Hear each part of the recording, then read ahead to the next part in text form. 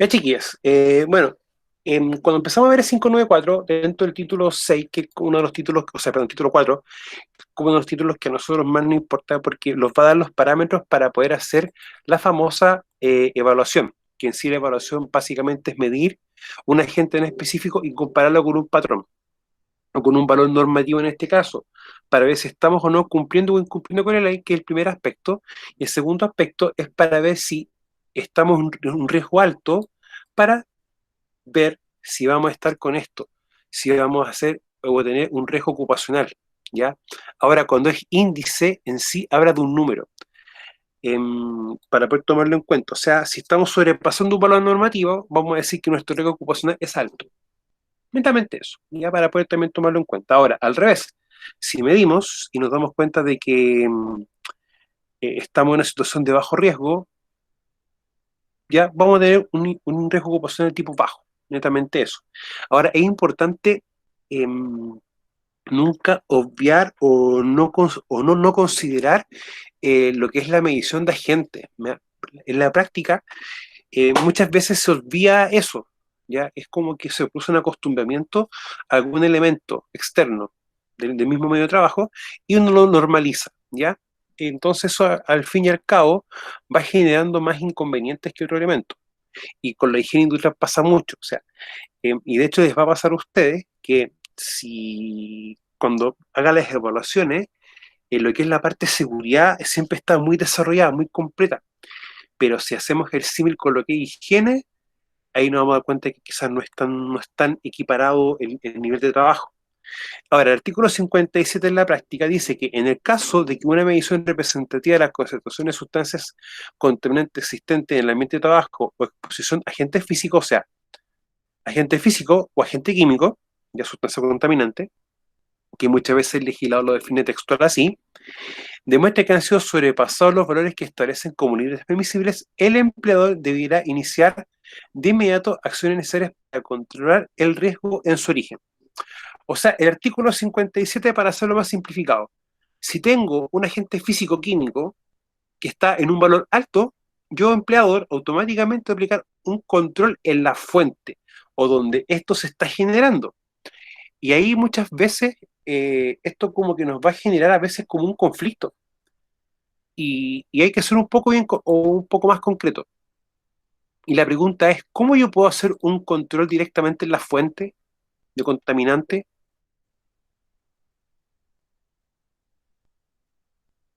¿Puedes repetir, profe? ¿Cómo yo podría hacer un control en la fuente?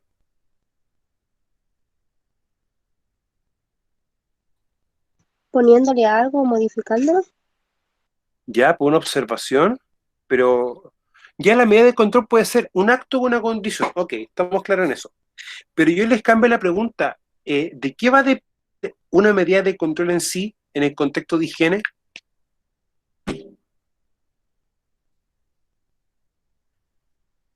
No lo sé, profe. Del tipo de agente o las características de este.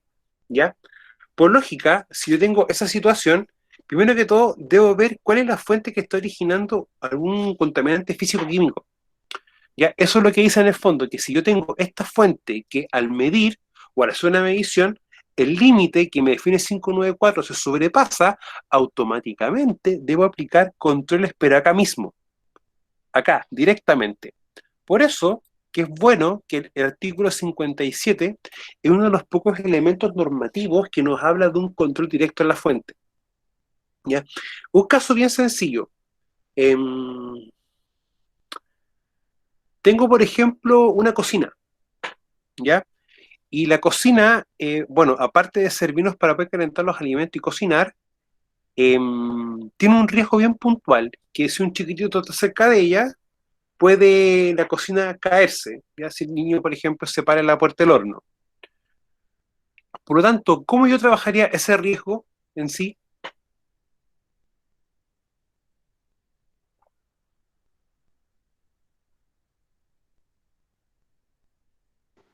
No entiendo, profe. Tienes una cocina, y la cocina, si tú abres la puerta del horno, puede caerse encima de alguien que se pare en la puerta, por ejemplo. Y eso sería, produciría un golpeado por y un atrapamiento y un aplastamiento, dependiendo de qué tamaño sea la persona. Ahora pregunta, ¿yo cómo evito que esa cocina se caiga? Afirmándolo, sacándola de ese lugar, Ya, o como dice Miriam, anclándola a la pared. Évole, afirmándola en algo. Claro, porque de hecho, no sé si están percatados que las cocinas vienen atrás con unas argollitas y ponen una cosita colgando, bien chiquitita. Esos son sistemas de anclaje para que tú lo puedas afianzar a la pared. Por lo tanto, si yo hago ese ejercicio, ¿la cocina se movería o quedaría fija? Fija. Fija, Fija. Y eso, al igual que las lavadoras y algunas secadoras. Y por lo tanto, yo puedo decir que estoy controlando un riesgo directamente en la fuente. sí, porque lo está haciendo directamente en el problema. Exactamente. Esto es lo que apunta el artículo 57. Que yo tengo que trabajar el riesgo, pero de algo que me genere, por ejemplo, ruido, vibraciones, temperatura, o produzca gases, vapores o polvo, directamente en la fuente. Ese es el concepto de esto. Ahora, la primera pregunta es, bueno, si lo vamos a hacer, ok, trabajemos con algún medio o algún elemento directamente en la fuente, que es como lo más lógico. Ahora, eso puede tener un pero.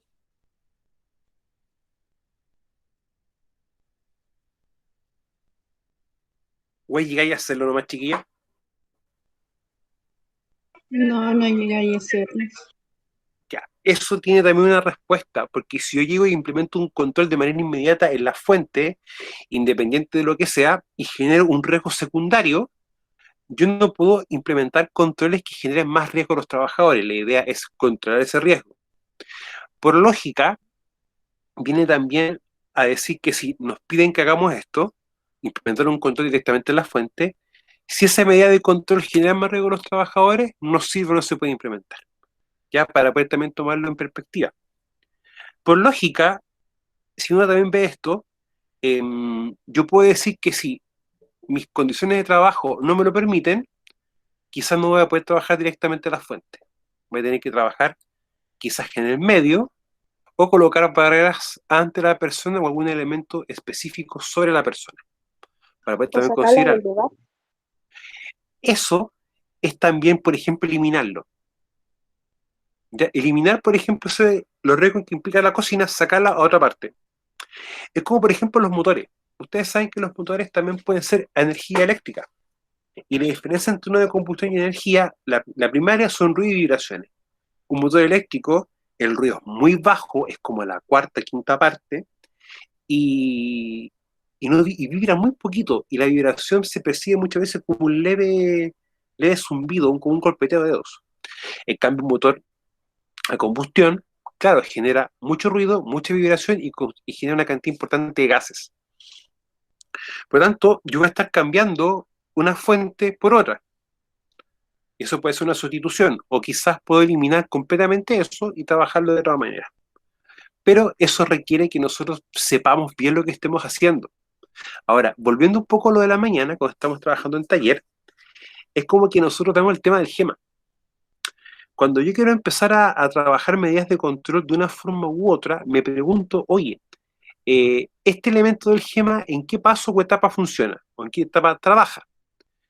Y yo cuando ya lo identifico, voy a identificar el riesgo asociado a aquello y ya vamos a empezar a controlar ese riesgo. Eso es sencillo, sí, no. O sea, lo sencillo muchas veces es proponer las medidas. Lo difícil es poder a veces implementarlas, porque ahí vamos a depender también de otros factores que no están directamente a nosotros. Entonces, el artículo 57 me obliga a aplicar un control directamente en la fuente, ¿ya? Entonces, es un tema eso, es un tema. Bueno, cuando estemos trabajando más casos tipo, vamos a ir viendo cómo lo podríamos hacer, ¿ya? Porque esa es la idea de poder trabajar algo de eso un poco más concreto. Ahora, em, ¿ven esto que está acá, chiquillos? ¿Esta imagen? Sí, profe. Pregunta, ¿yo puedo aplicar una medida de control directamente acá?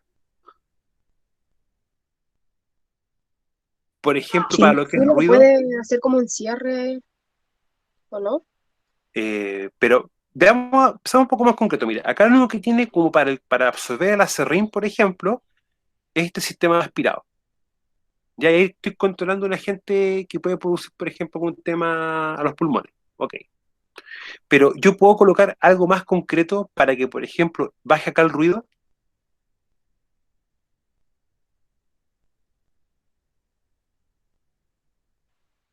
Sí, pero no sé qué podría hacer para que baje el ruido. Pero O sí se puede sea, poner algo.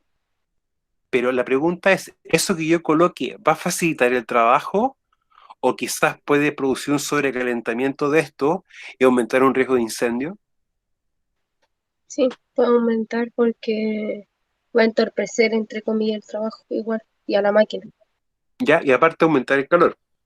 Por lo tanto, cuando uno dice, oye, acá tengo una fuente que genera ruido de manera directa. Ah, y lo más probable es que el ruido lo supere lo máximo permitido por el 594. Por lógica, ¿qué me dice la ley? Oye, aplica un control acá. Ahora la pregunta es, ¿yo lo podré aplicar? Y la pregunta es, si yo lo aplico, ¿genero otro riesgo? Si la respuesta es sí, automáticamente yo no puedo aplicar un control directo acá. ¿Y dónde va a tener que trabajar? Sobre la persona. ¿Ya? Esos son como los casos que uno tipo que va colocando, porque cuando son herramientas, mire, esto es una herramienta manual, o sea, más que es una herramienta industrial, pero que se puede utilizar por una persona, ¿ya? Y se puede utilizar de manera con las manos. Ahora, cuando uno empieza a ver esto, lo importante es preguntarse en qué sección o estructura yo colocaría esto, porque esto está con un riel, y lo más probable es que esto se pueda girar así y se pueda girar así, o sea, puede tener un ángulo de 90 grados la cuchilla. Por lógica, la estructura que tenga, tendría que colocarle algo muy complejo para poder minimizar ruido. Y eso me va a generar más riesgos, o va a generar en el fondo riesgos adquiridos. Por eso es que muchas veces el control hay como que verlo bien, y verlo bien y conversarlo bien con las personas que trabajan, ¿ya? Bueno, estos son casos tipo, hay otros casos un poco más complejos. Pero acá es difícil poder trabajar el riesgo directamente acá. Por eso que, bueno, no se ve muy bien la imagen, pero si uno le hace un zoom acá, uno ve automáticamente un tapón auditivo. ¿Y eso por qué se entiende así? Porque es más fácil trabajar el riesgo en la persona que le ingresa menos ruido a que trabajarlo directamente en este sentido, ya para poder verlo bien.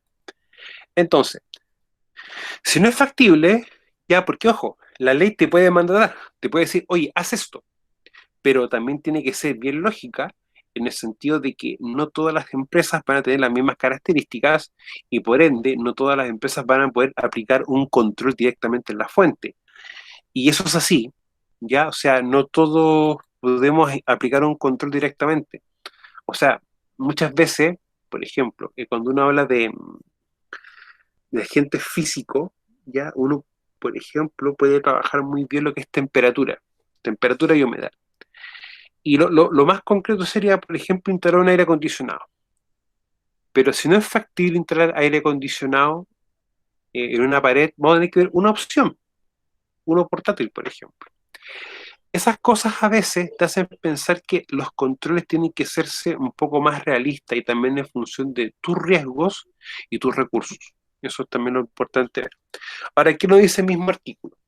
Si no es factible implementar la o las medidas preventivas en su totalidad, el empleador deberá proteger al trabajador del riesgo residual, entregándole la protección personal de acuerdo a lo establecido en el artículo 53 del presente reglamento. O sea, yo no puedo aplicar control directamente en la fuente, o también el control que estoy aplicando no es suficientemente bueno.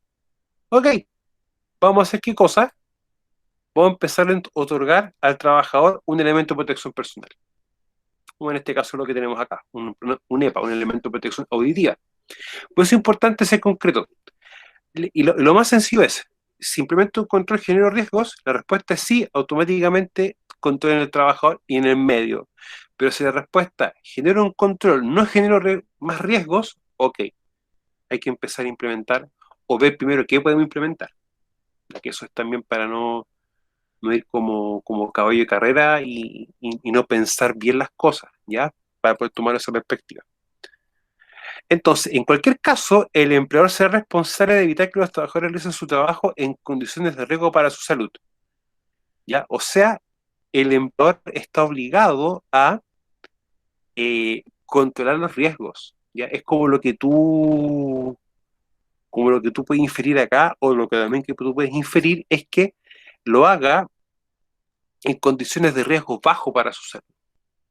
Y para eso hay que trabajar con controles. ¿Ya? Chicas, ¿esto se entiende un poco o no se entiende nada?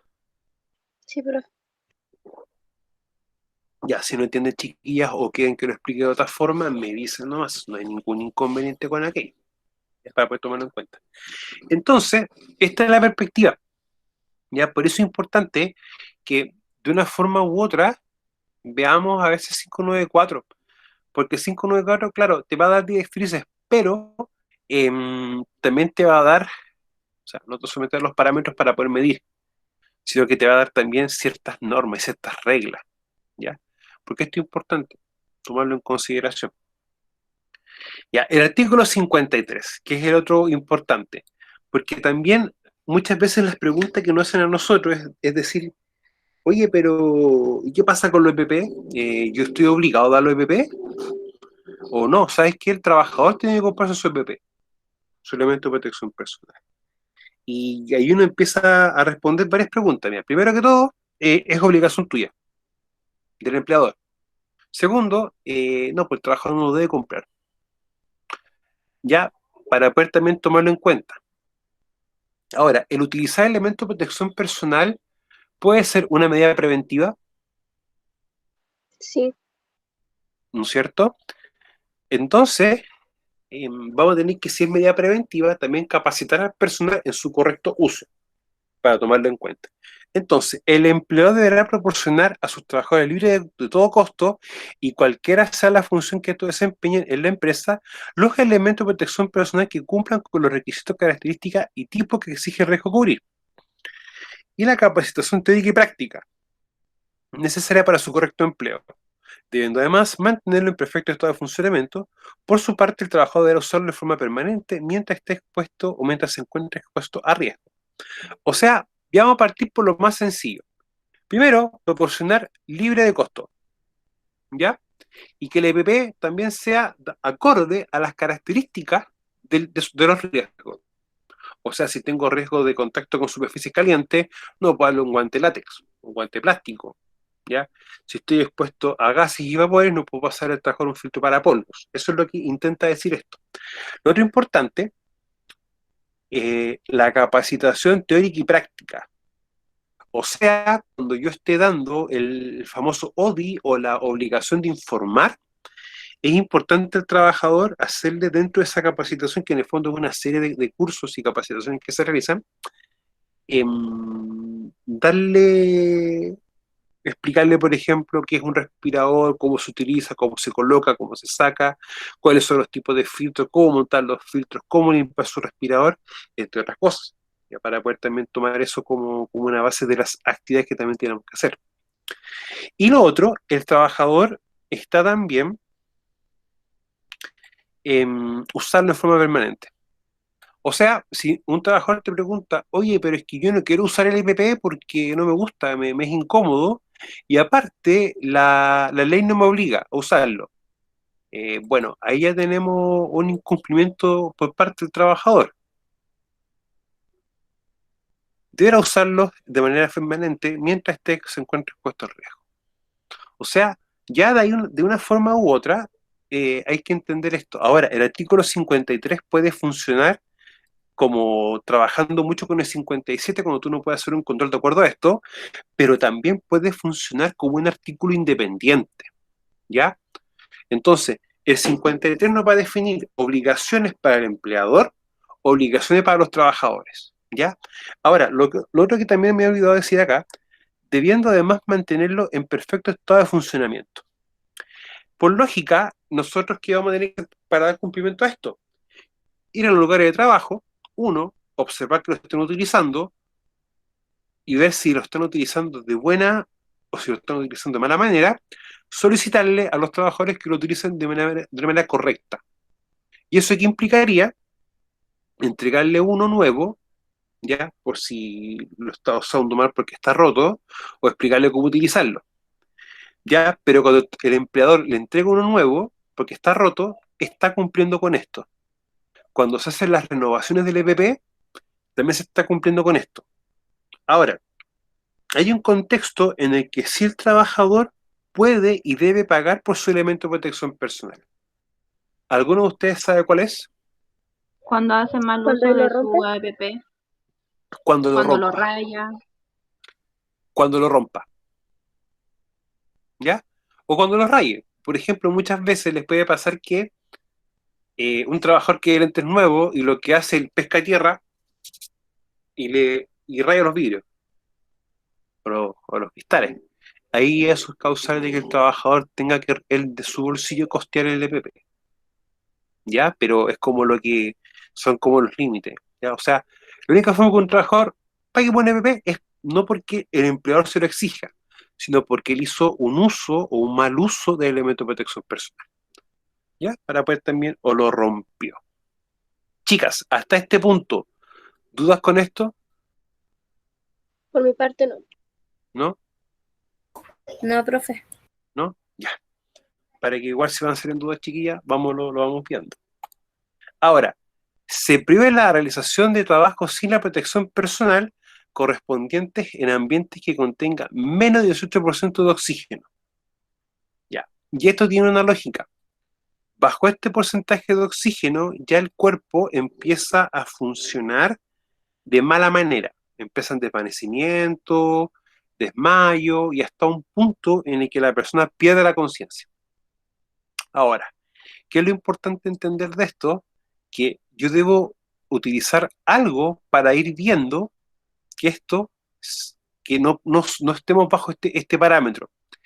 Bueno, cuando ustedes revisen un elemento de protección personal con unos filtros, que creo que como usted hizo el ejercicio de abrir uno y ver el folletito con las especificaciones técnicas, te habla eso también, de que yo no puedo utilizar un EPP si estoy con menos esa cantidad. Ahora, lo que sí yo podría utilizar, si tengo bajo esto, es un equipo de respiración autónoma. O sea, un cilindro con aire y una máscara específica para poder utilizarlo. ¿Ya? Eso es también lo que uno puede, como, o lo que implica esto. Ojo, eso no es como que te lo dice, no. Tú lo puedes inferir, porque lo tienes que como deducirte de esta situación. Ahora, esto es importante porque podemos, por ejemplo, tener algún lugar donde tengamos esta característica.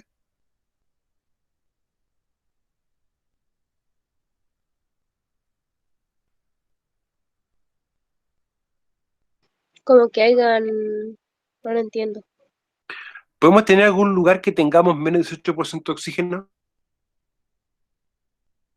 En lagos confinados, en lugares confinados, Espacios confinados. Uno, ¿ya? Y espacios confinados pueden ser, por ejemplo, alcantarillado, el estanque de algún camión, por ejemplo, algún pozo, entre la otras cosas. alcantarilla. También la alcantarilla, ¿ya? Y la alcantarilla también tenemos otra situación más, que es el famoso anhídrido sulfídrico, que es un gas altamente tóxico, uno, pero lo más complejo del sulfídrico no es solamente eso, es que desplaza el oxígeno.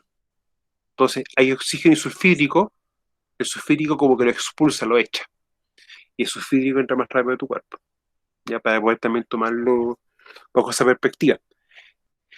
Entonces, y también faenas mineras subterráneas, exactamente, mira, te lo dijo antes que yo.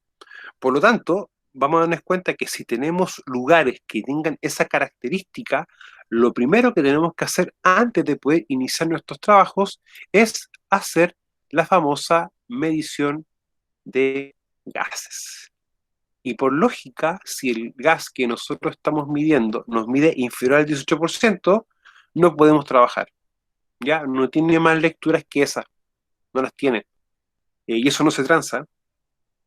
Ahora, si nosotros ya sabemos que en ese espacio confinado, ya, ok, medimos y tenemos sobre este porcentaje, eh, aún así puede haber alguna condición que haga que esto vuelva a estar bajo este valor. ¿Podría existir algo?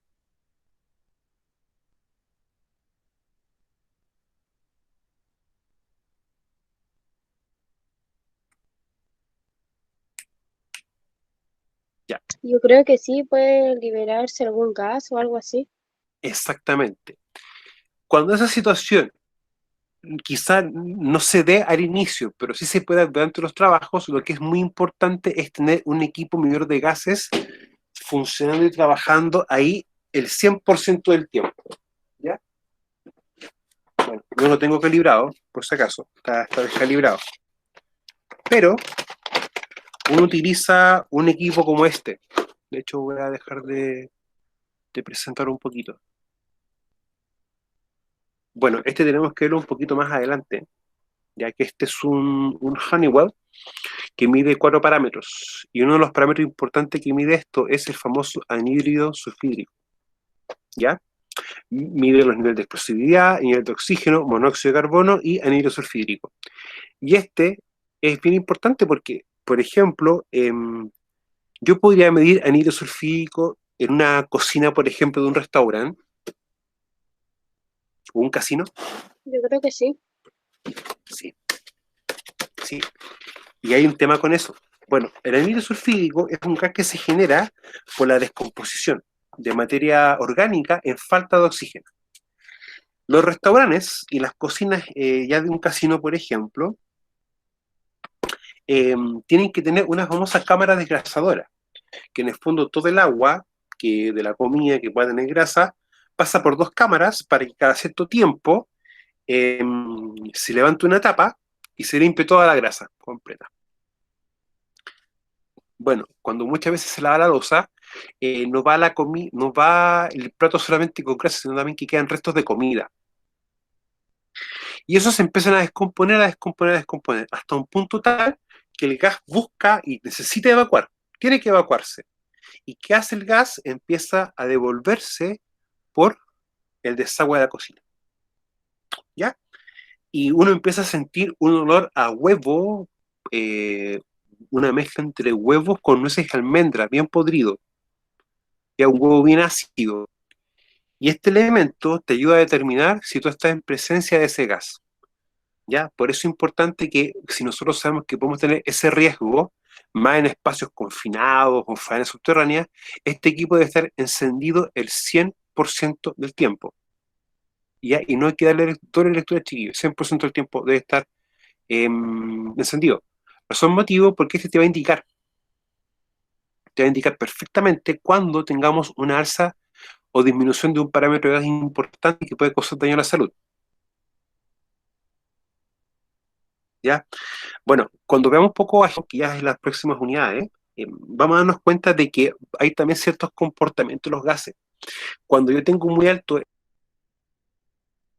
el oxígeno también empieza a bajar, ¿ya?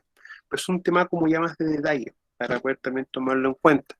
Ya, pero con este equipo, chiquilla, es lo que se puede medir. ¿Daniela? Hace un tiempo, profe, no sé si se acuerdan que habían varias emanaciones de gases en los jardines, en los colegios, y era porque echaban en las cocinas, echaban restos de comida, y siempre sonaba la sirena y todo, y era por emanación de gas, pero no era gas de licuado, sino que era No, es famoso sulfídrico. Sí.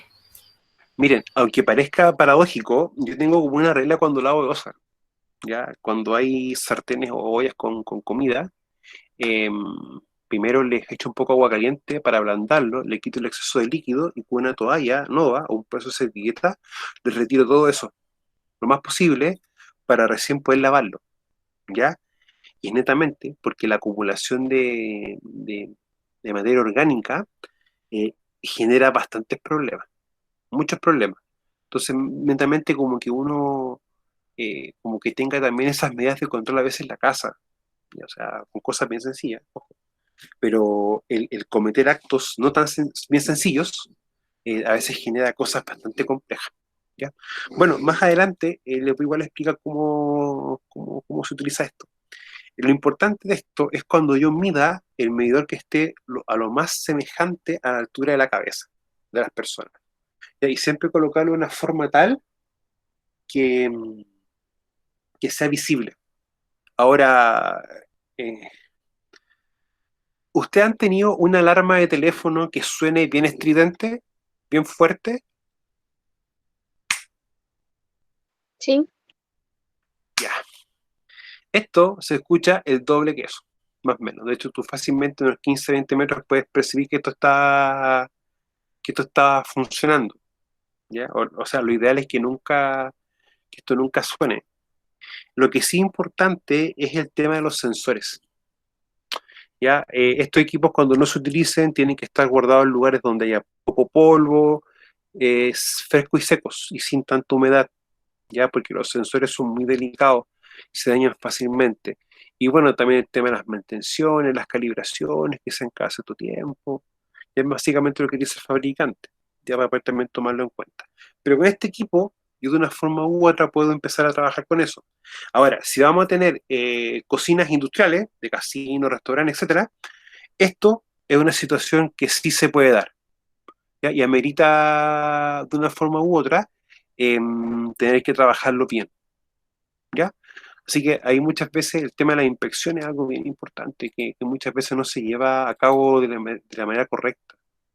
Eso es como lo que muchas veces. Ya. Nunca voy a chiquillar que los actos y condiciones uno las detecta fácilmente con lo que son las inspecciones y las observaciones. ¿Ya? Eso es lo que siempre debemos tener en mente. ¿Ya? Ahora, si yo no hago inspección y observaciones, no hago nada en aplicar esa técnica preventiva, el que va a estar dando el incumplimiento es uno. Uno está dando el incumplimiento. Entonces es importante a veces como de dejarlo bien estructurado y bien zanjado, ¿ya? O en el fondo, si uno hace una planificación de actividades, lleva a cabo. Entonces, ya sabemos que el artículo 57 te obliga al control en la fuente. Si eso no se puede hacer, tiene que haber un control en la persona, definido directamente por el artículo 53, ¿ya? La responsabilidad del empleador en función de esto, y también la responsabilidad tanto del empleador como la responsabilidad del trabajador en el contexto del uso adecuado del elemento de protección personal. Ya para eso siempre tenerlo bien, bien, bien claro, porque le insisto, el tema del no uso de elementos de protección personal es algo que a los trabajadores, a ver, no a todos, pero hay una cantidad que hay que estar reforzando eso de manera constante. Lo otro importante también es el tema de la medición de oxígeno, ¿ya? Para poder también tomarlo en contexto. Ahora, toda actividad que implique corte, desbaste, torneado, pulido, perforación, tallado y en general fracturamiento de materiales o productos que contengan sílice deberá realizarse aplicando humedad a la operación u otro método de control si no es factible la humectación, como por ejemplo colocar un sistema de aspirado directamente para que aspire todo el polvo que está generando. Ahora pregunta, ¿esto de acá me está definiendo medidas de control para estos casos?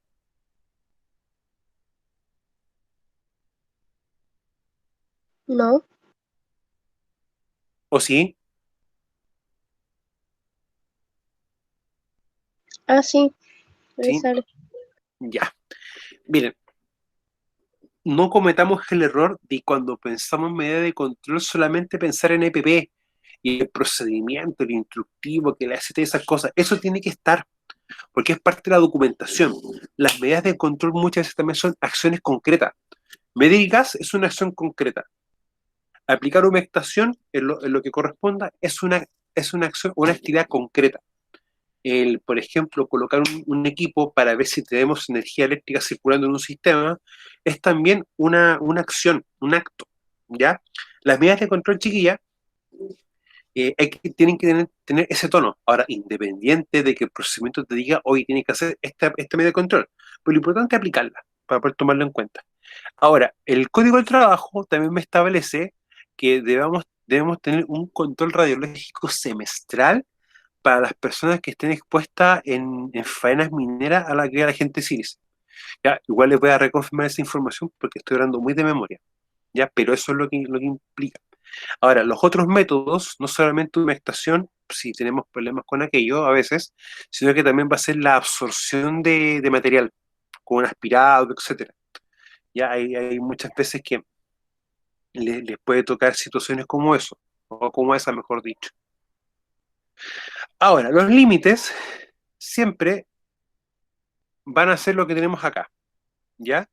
Y se van a ir diferenciando ciertas cosas.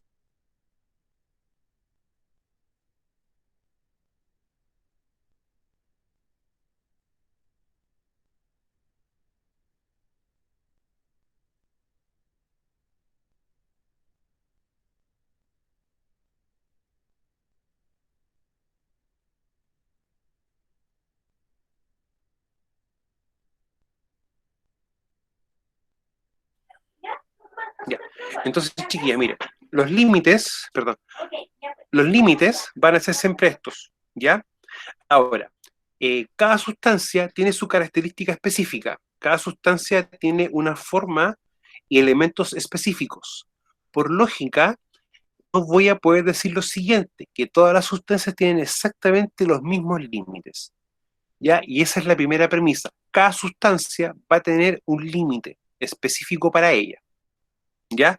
O también podemos decir que los límites van a depender también de las características de la sustancia. O sea, son temas que tenemos que ir manejando como más en específico muchas veces, ¿ya? Ahora, lo principal de esto es la primera pregunta, ¿y cómo yo identifico los límites? ¿Cómo yo lo hago? ¿Qué reviso, chiquillas?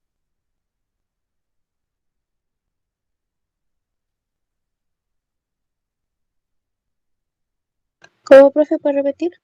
¿Dónde yo puedo ver los límites? Estos límites,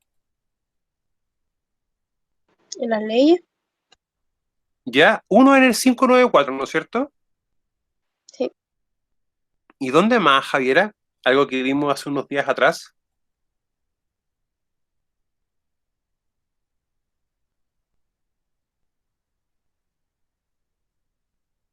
¿En el tipo de agente igual? O puede ser, por ejemplo, en la hoja de datos de seguridad, el HDS. Sí. Ya. O sea, cuando uno ve sustancias químicas de una forma u otra, eso también aparece acá. ¿Ya? O sea, por eso es importante ver esto. ¿Ya? Lo otro también que no solamente tenemos que ver todo como de cabeza en esto, en el sentido de que, el objeto seguro me va a hacer esto. Lo que importa también son las características, ¿ya? Y en ese aspecto, si una sustancia es líquida, puede pasar a las fases gaseosas, por ejemplo, o si le aplicamos calor a algo, puede generar otra situación, etcétera. Y eso, chicos, es lo importante, que es lo que también podamos empezar a vislumbrar. Ahora, estos límites también hay que entender algo. Pueden sufrir modificaciones, ¿ya? Pero no que se modifique la ley en sí, algo que viene un poquito más adelante. La misma ley permite hacer cambios en los límites, pero cuando tenemos más de las 45 o las 48 semanas de trabajo, uno, y dos, cuando estamos sobrepasando lo que es la gran altura geográfica o sobre 1000 metros de altura. Y esto es importante tomarlo en cuenta, porque cada vez que yo voy subiendo cada 1000 metros o sobre 1000 metros hacia arriba, ya automáticamente hay condiciones atmosféricas que van a, o condiciones, claro, condiciones atmosféricas que van a hacer que el oxígeno esté en menor concentración. O más que en menor concentración, lo más correcto es que esté más disperso, que esté mucho más lejos. Y te cuesta respirar. O sea, cuando uno ya está sobre los 1000 metros sobre el nivel del mar, el cuerpo lo siente, uno anda más lento, se cansa más rápido, entre otras cosas. ¿Ya? Para poder también tomarlo en consideración. O sea que los límites también pueden tener, perdón, movilidades, no pueden ser tan rígidos, ¿ya? Para poder también tomarlo de esa perspectiva, para que podamos verlo así. Ahora, los límites tienen que también tener como escalas o tiempos de medición, que eso es lo importante dentro de esto, que me define en cuánto yo puedo ir midiendo.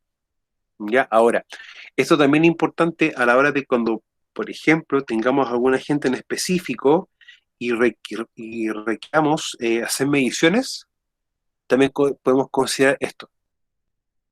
Se lo bien, en el fondo, ir viendo los recálculos. Ahora, la próxima clase igual vamos a hacer un par de ejercicios para que podamos ver cómo se hacen estos recálculos. ¿Ya? En todo caso, chiquillas, es súper sencillo, no es nada complejo. ¿Ya? Para que no nos asustemos, porque una vez se dice matemática y como que causa problemas. Pánico. Sí, no, sí, créeme que sí. Chiquillas, vamos a dejar de compartir un poquito.